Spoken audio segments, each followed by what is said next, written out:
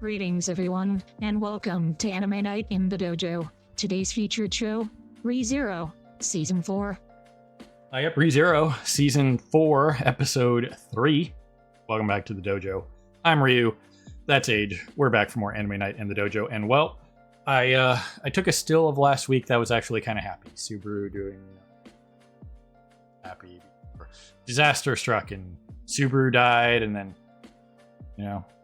Patricia died, then Beatrice died. It was savage, and it's probably only going to get worse because I did get a couple spoilers this week because now that we're doing ReZero, now that's more in our feed.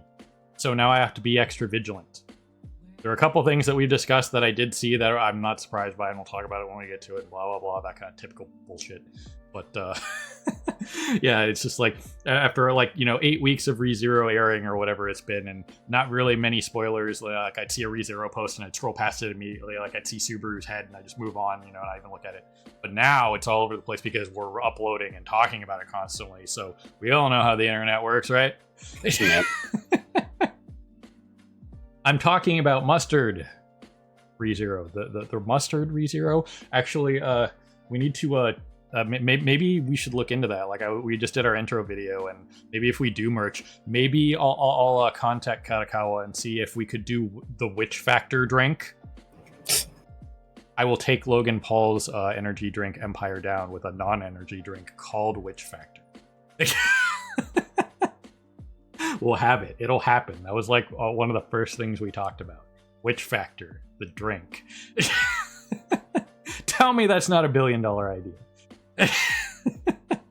and hopefully I would make sure that it's not the same shit that's in Prime, because spoilers, Prime will probably give you cancer. But anyway, all that stuff aside, it'll be interesting to see where we go from here now that we kind of got the glimpse at the sniper in the tower, probably the main Sage herself, that kind of thing. We talked about the fact that this is the Pleiades tower. That is important. Look into the mythos. We'll talk about it when we get to it if it's relevant. But the Pleiades is a very relevant thing in mythos and stuff like that. So it'll be interesting to see how they tie that into this tower name. It's, tied to the actual Pleiades. Okay, that's something that's on the table. So as it stands, that's something to look out for. But going forward, it'll be interesting to see how they get out of this situation, because last time we saw the gang, they were shattering space-time and falling into some weird dimension potentially. So we'll just have to see what happens with that. So it should be interesting, to say the least. Will there be some brutal and painful and sad deaths in the future? I'm sure. I already know of one. We ain't over yet. We're on 2. You know what I mean?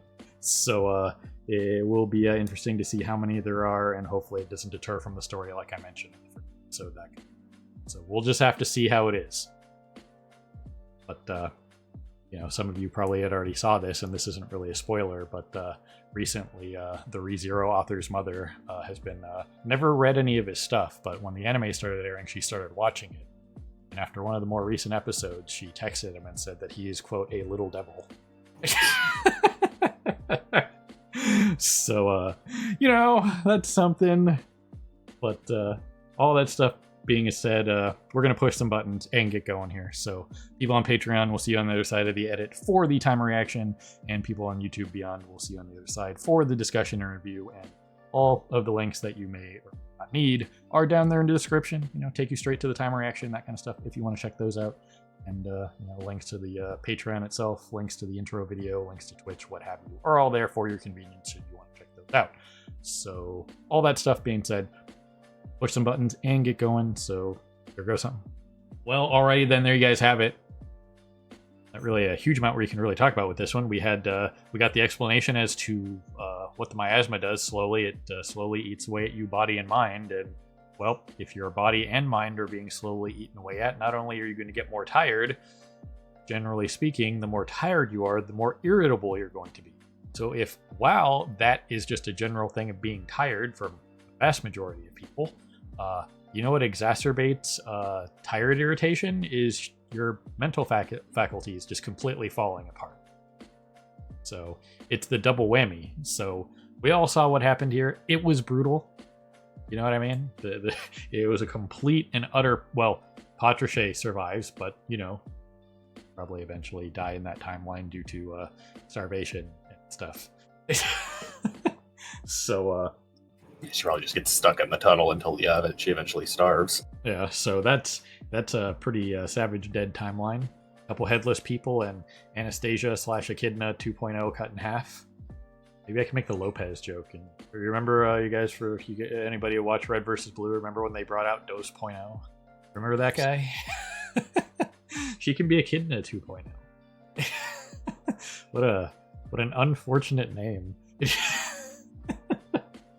But we talked about that last time. We'd probably still call her Anastasia. At the end of the day, we know right now it's Echidna. It's not Anastasia. And it's not the Echidna. It's kind of like me having to distinguish between Masayuki and Yuki in freaking Slime. So you could call it Echidna 2.0 as a joke, but, if I bring up Echidna, people might think I'm talking about actually Echidna. So I might as well just call her Echidna 2.0, referring to the Echidna spirit inside Anastasia.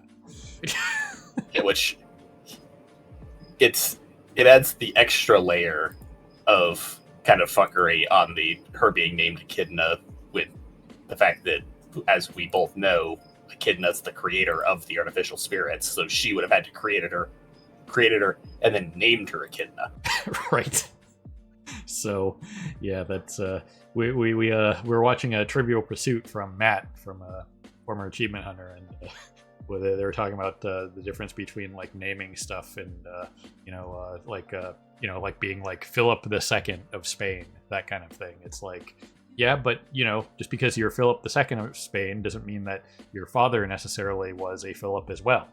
You can take that on at any point that you want. You know what I mean? Yeah, I mean, Charlemagne's great grandson could be Charlemagne II. You know what I mean? Well, generally speaking, you go senior, junior, then the second after junior. So technically, the second is technically the third of the line, generally speaking. So, but still. Well, but yeah, then you could also, have Philip II, son of Frederick IV. Yeah, absolutely. So it's just whatever name they choose to be bestowed or potentially taken on later in life.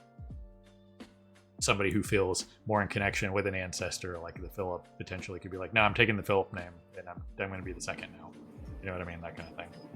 So yeah, it was fairly common as a royal thing of just like, you're given a birth name when you're born into royalty, and then if you ever actually become king, you take on a king name. Yeah. Based on a previous king. Right. So that was something, but I'm probably just going to refer to her as Echidna 2.0, just so that we all know who we're talking about. Echidna 2.0 is the spirit inside Anastasia, so we haven't had actual Anastasia this whole time, based on what was talked about around the campfire. So it's just been Echidna 2.0 the whole time. So yeah, from what we know, it was Anastasia when they very first got to Priestella, but then around the time that the Sin Archbishops showed up, she tagged out, and now they can't tag back. Right. So that's definitely something. There's not really a huge amount we have to break down about this sequence. It was quite brutal. We could speculate on why the walls stopped functioning, but it's probably one of those things of like, the wall wants you to go further into the miasma so that you slowly, it wants to keep giving you hope. You know what I mean? Maybe. I think it's more to do with, once again, the whole premise of this place is to be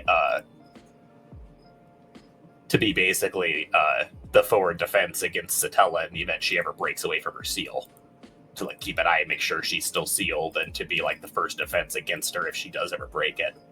Right. So I'd assume that it's a thing of like, if you're too saturated with miasma, the walls won't go away.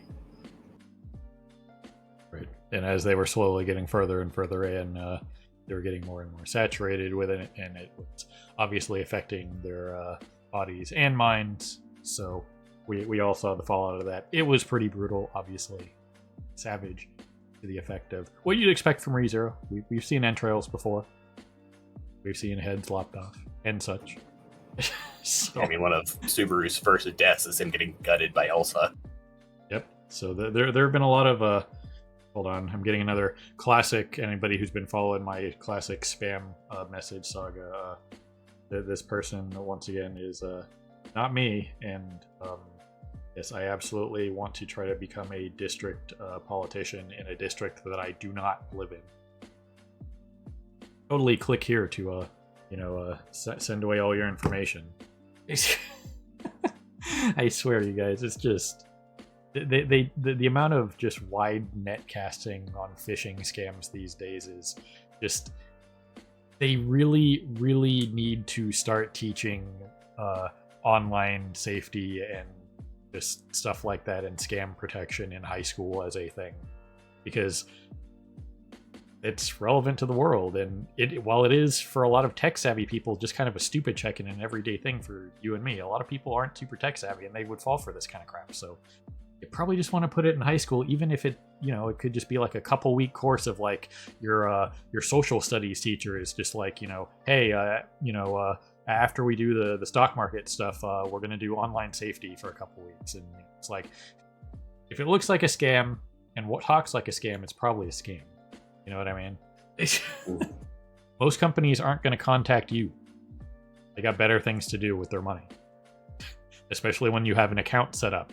You know what I mean? Example, really quick here. I don't want to go super into this. Amazon's not going to poke you and say, hey, your package is going to be late or whatever. It's just going to be there inside your Amazon account. And if your package is late, you have to go to your Amazon account and go to your orders, and it'd be like, hey, this package is going to be late. They're not going to email you and say, hey, we need your information to confirm XYZ thing. Spoilers, if you have an account with Amazon and they've shipped stuff to you, they already have your information, so they're not going to ask for it. You know what I mean? It is incredibly rare that any of those kind of companies or game studios or anything like that has your information will ever have to actually ask you for your information again. Yeah. So, that's the big tell.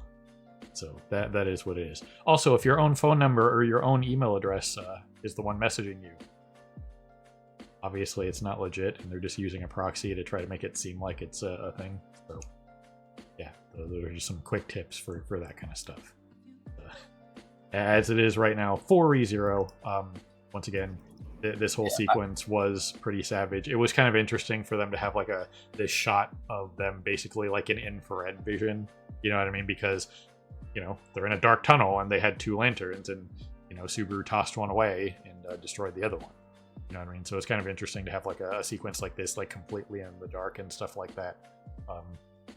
Yeah, and it is kind of interesting to note that like Subaru was able to tell like what Echidna did in the dark. You know what I mean? It is also kind of interesting to note that that means artificial spirits are susceptible to the miasma. So that's something to just kind of like put on the list of things that can occur. You know what I mean? Yeah, she probably wouldn't be necessarily susceptible to the miasma normally, but since she's currently possessing a physical body, she probably is susceptible to it because the body is. Right. But yeah, I imagine that this route was actually a viable route. The problem is just that it's probably a thing where you have to get through it as fast as you possibly can before the miasma manages to take you. Right. So that probably is the failsafe on the doors. It's just once you've been too corrupted by the miasma, they stop opening for you. Right. So once again, this was a pretty brutal sequence. Subaru getting hyper protective in his second try was definitely a thing. We've seen that a lot, where he freaking becomes hyper paranoid and hard switches the opposite direction whenever something goes wrong and he dies. Right. See what happens when you listen to Freud, guys? It's always left turns for victory. Never not. Sorry. Not saying the left route was, that much better, but they survived, at least. You know what I mean? They all took a pretty big hit, but I don't think Patroché's dead or anything. And the weird, creepy Knuckleby thing here is completely gone. Vaporized via needle.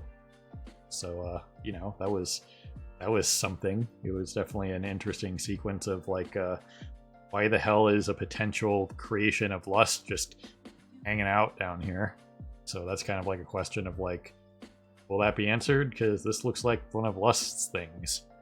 So maybe, who knows, maybe just something like this that's exposed to miasma for long enough can just turn into this, or who knows what. Maybe Lust isn't the only one who can do that. I don't know. But...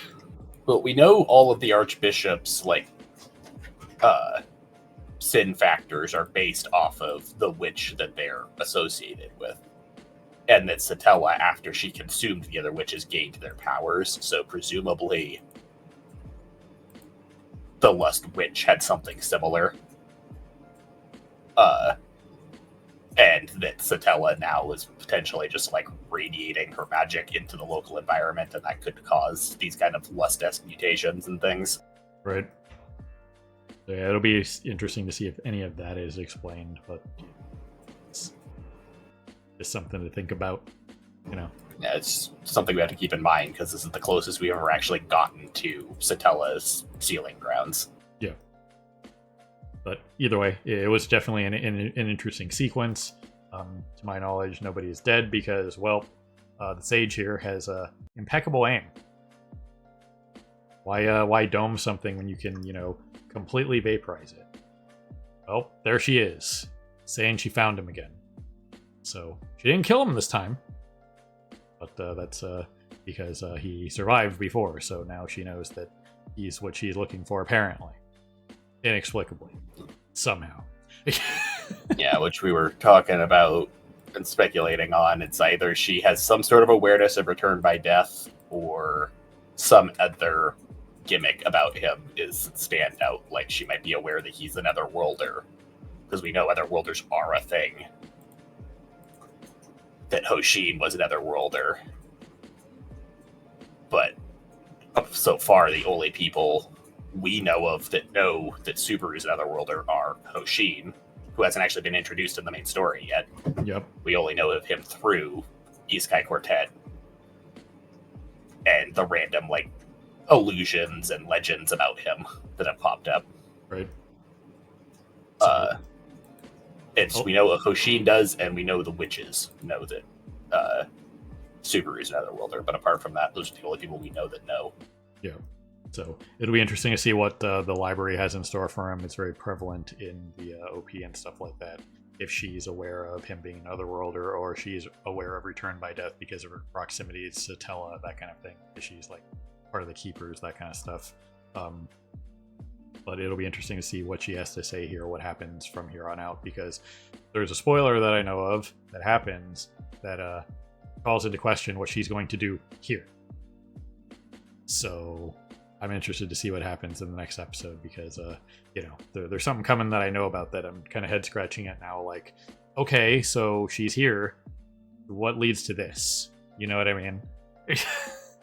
So there's some interesting stuff in the next couple episodes. Yeah. Like I said, I'm fairly sure I know what those books are in the library. I know of a book thing that's later on very relevant. I just don't know if this is when it first shows up. Which, like I said, I know a bunch of Arc 10 stuff and Arc 9 stuff comes back to this arc. I just don't know if necessarily the books, like, this is their origin or whatnot. I just know they're very relevant in particularly Arc 10. Assuming they're the same books. And as far as suspicion on Shaula here, as we've drawn connection to of the creature being a lust beast, if anything lust is anything lust related is around, you immediately have to start suspecting who's who, because you have to remember lust is a shapeshifter who's capable of imitating people perfectly based on your memories of them. Right. And we have no idea where she pieced out to after the Priestella stuff, so she could be anywhere. Remember, this is we know under the dunes in a fractured dimension or something. so this might not be Shala at all. Yeah, the only one of the Sin Archbishops that's featured in the OP is the 3 Sloths, but that could also just be a misdirect. The 3 Gluttonies, yeah. Gluttonies, yeah, not Sloths. That could just be a misdirect. And just once again, anytime there's any sort of indicator that lust might be involved, you always have to be sus at everyone. Right. Because she's such a perfect mimic. Yep. Unless you're Al, then he just knows. No, Al is a bit of a cheater, similar to Subaru. Yeah. So, either way, that's all I really got for this episode. It was solid for what it was. It's obviously progressing the story. It'll be interesting to see what the deal is with if this is Shala at all, based on where they are. You know what I mean? They still have to meet up with everybody else. That kind of thing. They got split up.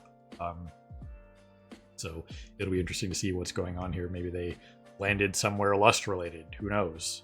Just because there's sand here doesn't necessarily mean that we're directly under the Pleiades towers. You know what I mean? It could be anywhere. It's random dimensional transport. You know what I mean? Sand is sand. So, you know, there's lots of sand underground from time to time. It could be anywhere. Yeah, there are just natural sand pits underground. Plus also, once again, it's a spatial distortion that they were forcefully ejected from. They could be just about anywhere. They don't necessarily have to be where they got ejected. Right. Oh yeah. Next episode's gonna probably answer some of my questions, obviously, because of the random spoiler that I got. But we'll just have to see what happens, and then we'll talk about it once we get past the spoiler part. Yeah. Either way, you got anything else, Age? I